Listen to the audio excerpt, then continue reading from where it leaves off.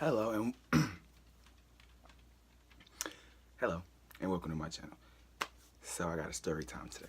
So I'm gonna tell you about the time I got scammed on Craigslist. Not once, not twice, but 3 times. Um, Essentially, it started off as me looking for a job on Craigslist, which is a big mistake, a lazy mistake, because you could just hit the email thing, send your resume, bam, one and done. No typing on applications, none of that shit. Like that's just not my whole dealo. Oh, but I ended up finding a job for an administrative assistant, and I put the job posting and stuff like there. I'm guessing. Um, Sent my resume out. Everything came out pretty cool. Dude seemed pretty nice, pretty smart. He was basically telling me I would be processing rental payments. So like people would rent properties from him, and they would come in. I would take the payment, take the check. And I get a commission for being able to take the check. But I'm thinking the commission is just me spending my time at this office where I was gonna be. And they sent me to interview at a place, and it wasn't even an office building. It was a desolate, abandoned, dilapidated mall. And like it still has one furniture store in there, but you can't even get inside the mall to get to like the rest of like the plaza, I'm guessing you would call it. So red flag for me. And I was like, okay, I'm not comfortable meeting her. Can we meet at a Starbucks? Blah blah blah. Once again, me being stupid. So, 2 or 3 days go by, so I figured, bam, I'm over it. I don't care. He emails me again and he tells me that that position was filled, but he has a position I could do from a remote location. So I'm like, okay, what's this about? So he said it's essentially the same thing, except I would be getting mailed checks and I would have to go and deposit them into my own personal bank account. Take my cut out, I guess, put it all in a separate account, like a different savings account or whatever, and keep it all separated from my own personal money. Um, Red flag number 2, never use your personal banking information, which, okay, it was kind of clickbait. I didn't do any of these. I didn't cash any of these illegitimate checks or whatever, but I did get a lot of them, and I got myself to the predicament where I was about to cash some really bad checks. I got them out here, so I'm gonna grab these. Um, the first payment, excuse me, the first payment check that I got was, I guess I get rid of all the information. $2,100, $2,150 was how much I ended up getting. And I was supposed to take 10% out for me and leave the rest into my bank account. So I sent him an email like, okay, at this point I knew it was a scam, so I'm just fucking with him at this point. So I'm like, what am I supposed to do with this money? Like, what do you want me to do? You want me to Western Union it back to you? Like, what's up? Where do you want this money to go? He sent me no, in all capital letters, like no. That was it. That was all in the email, was no. So I was like, okay. I called the bank. They said it was a bad check, which I actually did call Wells Fargo, and they told me that those were account holders with the bank, but that check had been written and canceled. So they wanted me to go cash this canceled check. I was gonna get the money. They were gonna come get the $2,100 from me. Whoever else was gonna get the money was gonna get the money. And they wanted receipts and all of this stuff for like my routing number and checking number, account number, and all of that stuff in there to prove that I was, using this money or getting this money, putting it wherever it was supposed to be or whatever. But like, no. Then on top of that, they sent it on a full sheet of paper, and I just ripped the check off the top. Looked at the address that the envelope came from. It's some aerospace company. Like they make plane pieces or whatever you want to call it, pieces, parts for planes and airplanes and all of that stuff. So I was like, my dad works for the feds. I got a federal bank account, which I do have a federal bank account, but my dad doesn't work for feds. But I have a federal bank account, so I'm like, the feds gonna come get you, motherfucker. So I sent him this long text message, and the only thing he gonna send me back was "you're welcome." So that was the end of that. It was another one. This one was for another job for a personal assistant. Now this one, I was supposed to go meet somebody face to face in Clayton, which is kind of like the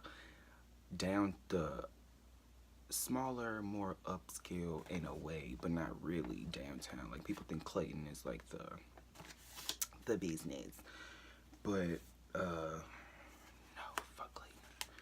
So I was supposed to meet somebody down there at some office building. They sent me, and it was a bank. So I'm like, okay, the address you gave me was a bank, obviously. So once again, I knew it was a scam. Just wanted to go through the fuck with people to see what they were gonna do.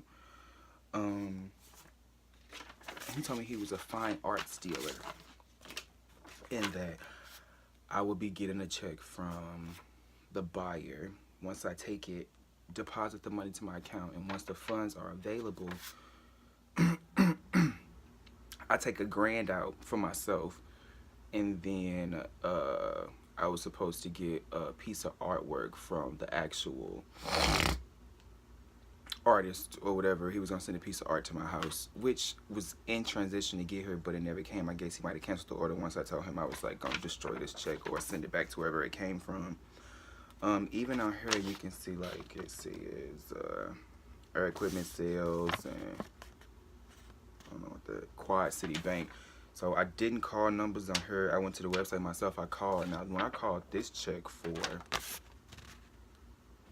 $72.50 was just readily available for me. Like it was a good check supposedly, but like I wasn't gonna go cash a $7,000 check, because then with him I was supposed to Western Union or MoneyGram or get a money order, any type of like paper form of payment out of, take it out of my account using all of my account information to send to him essentially. But it really wasn't him, because his name was Michael Van Gogh.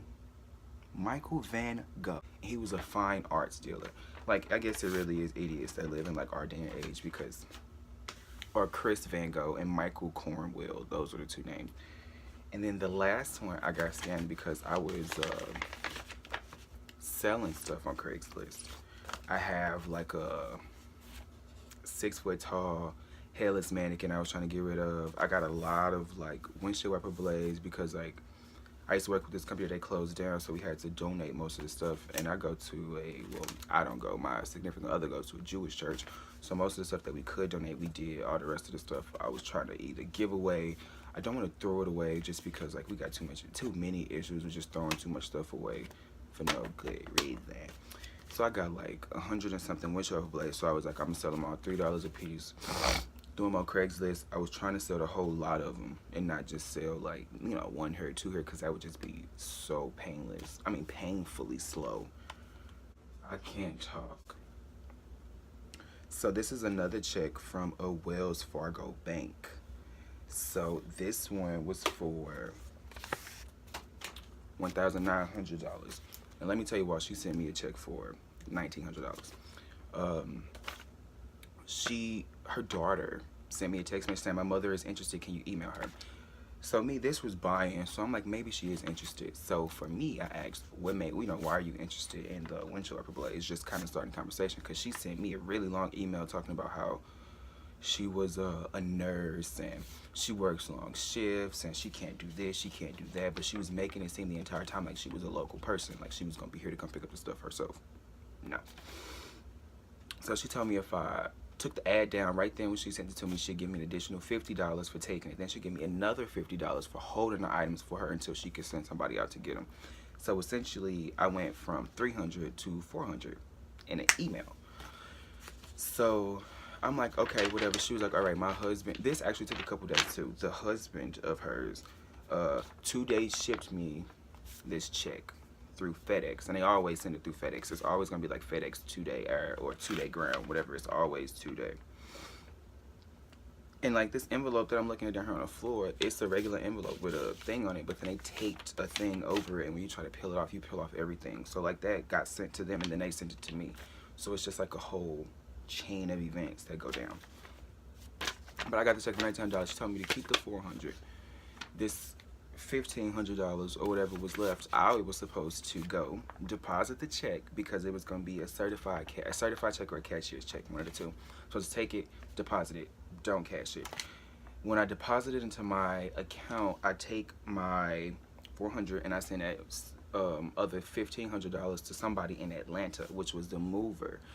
And the mover was supposed to come from Atlanta and pick up other stuff that's in my area here in St. Louis, which she lives in some other state, which I never got because I asked her and she didn't. And when I asked her about the windshield wiper blades, she told me that her husband was an artist and he was going to take those windshield wiper blades and make them into like housewares or whatever you want to call it.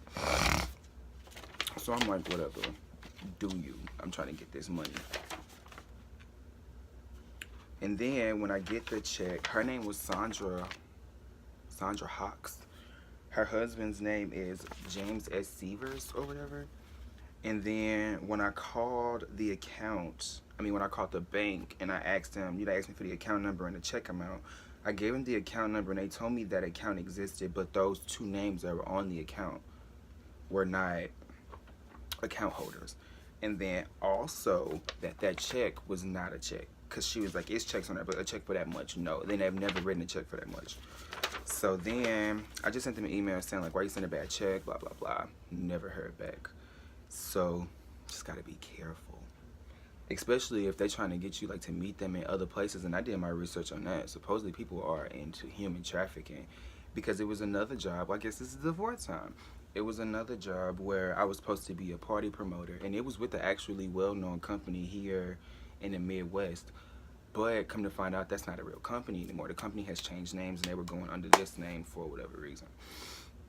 So of course, like, to be a party promoter or anything like that, they're going to ask for a photo. So I sent them a photo, my height, my weight, but it was just literally like a headshot. I didn't send a full body, anything like that. I sent the headshot and my resume.